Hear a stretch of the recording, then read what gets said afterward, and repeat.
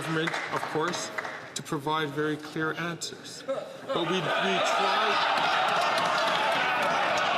In a scene that would become the talk of the nation, Canada's Parliament descended into chaos. What began as a routine session soon morphed into a fierce and heated exchange that revealed the deep fractures within the Canadian government. It wasn't just political theater, it was a reflection of a leadership crisis that had been brewing for months, if not years. At the heart of the storm stood Prime Minister Justin Trudeau, whose credibility had been steadily eroding as the country grew increasingly frustrated with his leadership. While Trudeau paraded on the global stage, trying to present himself as a beacon of progressive values, back home his government was plagued with scandals and allegations that painted a far different picture. The Conservative MPs in Parliament were more than ready to capitalize on this growing discontent, using the session to unleash a barrage of criticisms against the Prime Minister and his Liberal government. The tension in the air was palpable as accusations of corruption, ethical violations, and mismanagement filled the room. It was clear that the cracks in Trudeau's leadership were becoming impossible to ignore. At the center of the chaos stood Fergus, the Speaker of the House, who was tasked with maintaining order amid the storm of accusations. But this was no ordinary session, and maintaining order was easier said than done. The Conservative MPs were relentless, using the opportunity to go after Trudeau's leadership, his absence from key parliamentary debates, and his government's failure to act on growing scandals. Fergus, trying to play the role of a neutral referee, found himself caught between two sides, struggling to contain the heated exchanges as tensions flared and accusations flew. For months, Canadians had watched as Trudeau seemed to prioritize international appearances over domestic issues. While the country grappled with serious challenges, including rising housing prices, healthcare concerns, and a growing divide between the rich and poor, Trudeau was often seen jetting off to global summits. His absence during crucial moments, especially when his government was under fire for its handling of various issues, was a source of growing frustration among Canadians. But it wasn't just his absences that angered the public, it was his consistent failure to address the ethical lapses within his own party. One of the most explosive moments in the session centered around the actions of Liberal MP Randy, who had been accused of exploiting government grants by falsely claiming Indigenous heritage.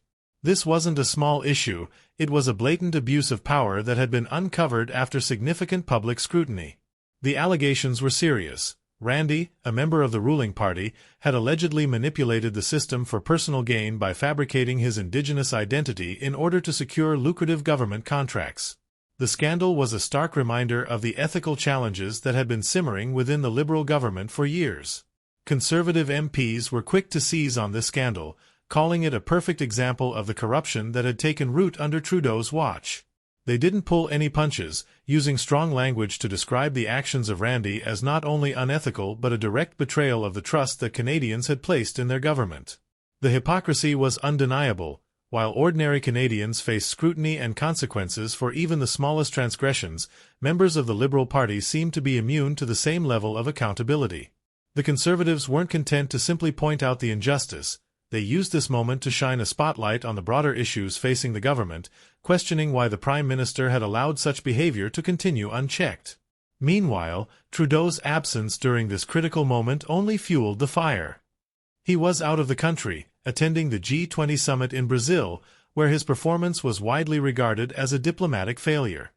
Instead of standing firm in the face of these scandals and addressing the concerns of Canadians, Trudeau was playing the role of a global figurehead, attempting to portray himself as a champion of progressive values while his government back home was embroiled in ethical controversy. The irony was not lost on the Conservative MPs, who hammered home the point that Trudeau seemed far more interested in international photo ops than solving the problems plaguing his own country. As the session continued, the political theater became more intense. The Conservative MPs were not backing down. They were determined to hold Trudeau's government accountable for its failures, and they were using every opportunity to press the point home. One of the key figures in this offensive was Andrew Scheer, whose sharp rhetoric and refusal to back down from his accusations highlighted the stark contrast between the Conservative and Liberal approaches to leadership. Scheer, unlike Trudeau, was willing to take a stand, even when pressed to withdraw his words. His calculated attacks on the Liberals were aimed at exposing the government's weaknesses and positioning the Conservative Party as the true voice of accountability. But it wasn't just the Conservatives who were pushing the agenda. As the session wore on, the growing frustration of the public became evident. The chamber, instead of being a place for meaningful debate, had turned into a battleground. The accusations flying across the room were no longer just about politics, they were about trust. Canadians were losing faith in their leaders, and the parliamentary session had become a microcosm of that growing disillusionment. The debates had ceased to be about policy or solutions, they were now about who could take the most shots at the other side. In the midst of all the chaos, Greg Fergus, the Speaker of the House, found himself in an increasingly difficult position. His role was to maintain decorum and ensure that the debate proceeded according to parliamentary rules, but as the session devolved into a shouting match, it became clear that the rules no longer mattered. The Conservatives, led by Scheer, were more focused on holding the government's feet to the fire than on following parliamentary procedure. Their message was clear: the government had failed, and it was time for Trudeau and his party to face the consequences. Fergus, trying to maintain order, repeatedly asked the Conservatives to withdraw certain words, particularly those like fake and fraud, which had been used to describe the actions of certain Liberal MPs. But the Conservatives weren't backing down.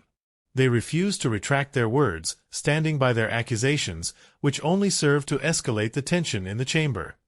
As Fergus struggled to rein in the debate, the scene became more chaotic, with accusations and counter-accusations flying in all directions. It was no longer just about who could win the debate, it was about exposing the truth. As the session reached its peak, the focus shifted from parliamentary rules to the growing discontent with Trudeau's leadership. The allegations surrounding Randy were just one example of the ethical lapses within the government, but they were emblematic of a larger problem. The Liberals had been unable or unwilling to take decisive action in response to a series of scandals, and the public was starting to take notice. Trudeau's failure to act swiftly and decisively had left his government vulnerable to attack, and the Conservatives were more than happy to exploit that weakness. The Randy scandal was just the tip of the iceberg. There were numerous other examples of questionable behavior within the Liberal Party, and the Conservatives were determined to expose them all. But as the Liberals struggled to mount a defense, it became clear that their strategy was to deflect and delay rather than confront the issues head-on. Instead of offering concrete solutions or taking responsibility for the growing list of scandals, the Liberals were content to continue their usual tactics of deflection and evasion. Trudeau, meanwhile, seemed more interested in his image than in addressing the concerns of Canadians. His constant absences from Parliament, his focus on international appearances, and his failure to take action on key issues had left many Canadians feeling abandoned. The public was growing frustrated with the constant distractions and political gamesmanship, and many were starting to question whether Trudeau was truly capable of leading the country through the challenges it faced. The session in Parliament was a reflection of the deepening divide within Canadian politics. The Conservatives, with their relentless focus on holding the government accountable, had positioned themselves as the party of transparency and integrity. In contrast, the Liberals seemed more interested in protecting their image than in addressing the real issues that Canadians cared about. The ongoing scandals, the lack of accountability, and the growing sense of frustration among the public had created a perfect storm for the Conservatives to capitalize on. As the session came to a close, it was clear that the political landscape in Canada was shifting. Trudeau's leadership, or lack thereof, was under intense scrutiny, and the Conservatives were gaining momentum. The divide between the two parties had never been greater, and the chances of reconciliation seemed slim. The question on everyone's mind was whether Trudeau could recover in time to salvage his government's reputation, or whether the Conservatives would continue to expose his failures until the next election. Social media erupted in response to the events in Parliament. Canadians weighed in on the drama, with some praising the Conservatives for their aggressive approach and others criticizing the Liberals for their lack of accountability. The online debate mirrored the one in Parliament, with both sides digging in their heels. The frustrations of the Canadian public were clear. They were tired of the political games, the scandals, and the constant bickering. They wanted leadership that was focused on solving real problems, not on playing political games. The session in Parliament had exposed the deepening dysfunction within the government. Trudeau's inability to act decisively, his failure to address the growing list of ethical lapses, and his focus on international optics rather than domestic concerns had left Canadians feeling disillusioned. The question now was whether the Liberals could rebuild trust before the next election, or whether the Conservatives would seize the opportunity to replace them at the helm of the country.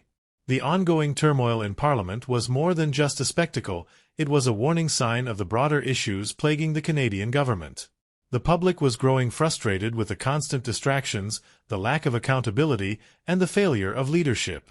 As the political divide between the Liberals and Conservatives deepened, it was clear that something had to change.